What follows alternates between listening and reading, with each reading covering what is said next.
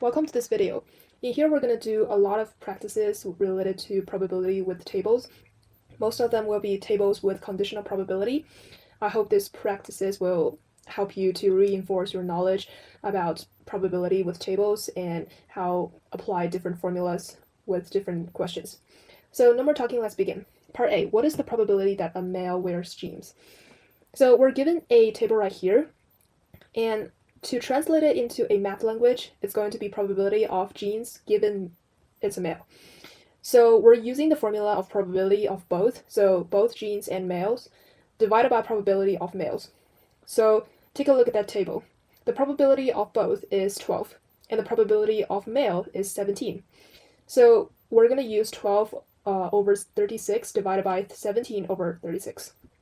Part B, what is the probability that someone wearing jeans is a male? This means probability of males given genes. So we're using the same way, but just flip everything up. So probability of both is 12, and probability of genes is 20. So use 12 divided by 20. And you can also write it in this way or this way. I think this way kind of showing more informations, but since 36 will be canceled at the end, it doesn't really matter how you choose to write it. Part C, are being male and wearing jeans disjoint? So are they mutually exclusive?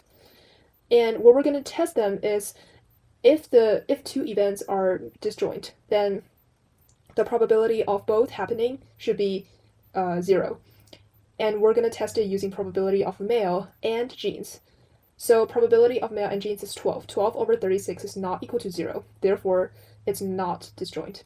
Part D, are gender and attire independent? So you can use female or male to do these things. We talked about in previous videos. In here, I chose to do male. So probability of male is equal to the probability of male given genes. So if they're equal to each other, then these two events are independent. But after our calculations, we find out that it's not equal. So therefore, it's dependent to each other. So no, dependent.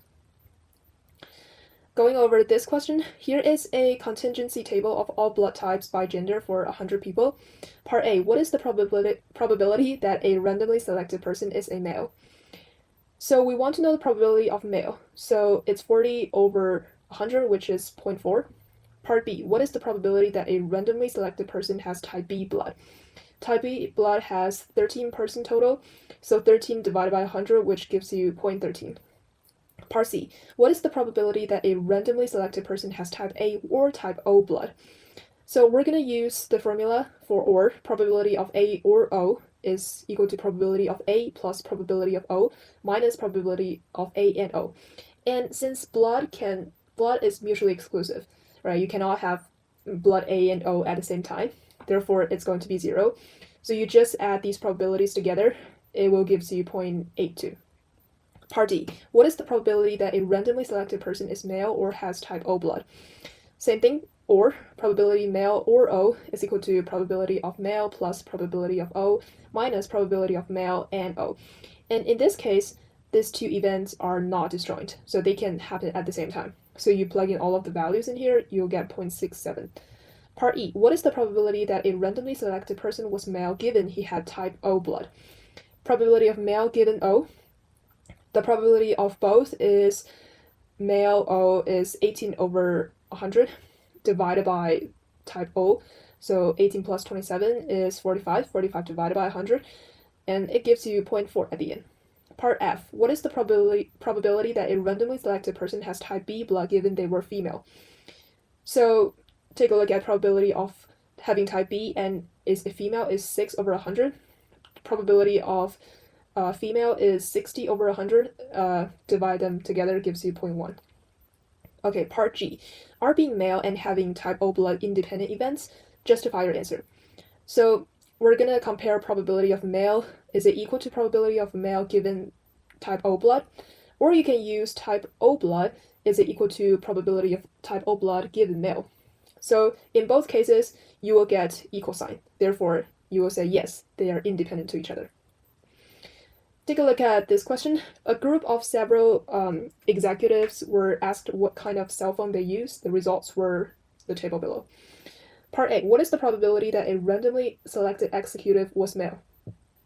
So probability of male is 300 right here, divided by 500 total, gives you 0.6. Part B, what is the probability that a randomly selected executive used an iPhone? The total number using iPhone is 356, divided by 500 gives you 0.712. Part C, what is the probability that a randomly selected male used an iPhone? So we want to know probability of iPhone given male. So probability of iPhone and male is 220, divided by the male is 300, gives you 0.733. Part D, what is the probability that a randomly selected Android user was female? So probability of both female and Android user is 56. Probability of Android user is 126. So get 0.444 at the end. Part E, what is the probability that a randomly selected executive was male who uses an Android? So we're asking to find probability of male given using an Android. So probability of male and Android is 70 divided by Android users, which is actually it's not. Take it backwards, sorry. So part E was actually asking for and, so you cannot use like given condition. So sorry for my misleading sentences. So you're actually going to find probability of male and Android users. So that is going to be 70, and the total people is 500. You get 0.14 at the end. Part F, are being male and using an Android independent? Justify your conclusion. Same thing as the last question. You can choose to use probability of male to compare the condition, or use probability of iPhone user compare the condition. It depends on you, but you should get the inequality. Therefore, it's no, they are dependent to each other. Okay, take a look at this question. This is a tree diagram question. A private college report contains these statistics. 70% of all freshmen attended public schools for high school. 75% of public school students who enroll as freshmen eventually graduate. 90% of freshmen who did not attend public schools eventually graduate. So before we jump right into the questions, I want to draw a tree diagram first, because there's a lot of information and it's hard to use formulas directly. We have to organize them first. So 0.7%, 70% of freshmen attended public schools for high school. So we're going to divide through attend public school or not. And 70% attended public school, which means 30% did not. Of the public schools attendance, 70% enroll as a freshman eventually graduate. So 0.75 graduate, which means 0.25 not graduate. For the people who not attend public school, the people who graduate is 0.9 and not graduate is 0.1 probability. So this is a simple drawing for tree diagram. And find the probability that part A, a freshman attended public school and graduate. So asking for probability of attending public school and graduate. Therefore, we can just use so we don't even have to think about the formula in this case, because whenever it asking for a condition, you will look at the tree diagram like whether they are in the same branch. If they are, multiply. If they aren't, add them together. That's a little tip I showed you guys in a couple previous videos. I cannot remember. So it asking for attend public school and graduates, therefore 0.7 times 0.75 gives you 0.525. Part B, a freshman didn't attend public school and didn't graduate. So not graduate and not public school, use 0.3 times 0.1 gives you 0.03.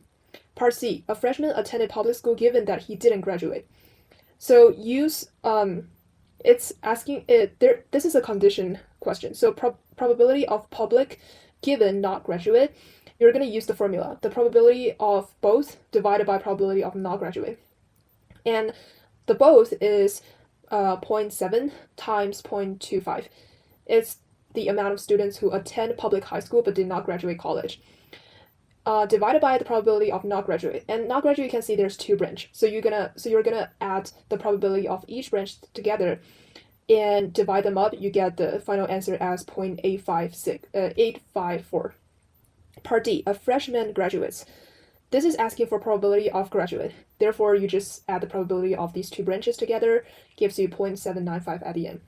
Part E, are attending public school and graduating independent? Show and or explain. So same thing as the previous two questions, using probability of attending public high school, and is it equal to probability of attending public school given graduate? So plug in the values, you can see that it's not. So we will say no, it's independent. It's not independent, which means it's dependent. Okay, so those are all of the practice from this video, and I hope it helps you a little bit about what does probability really works in questions, application scenarios. And thank you so much for watching. Hope you have a great day.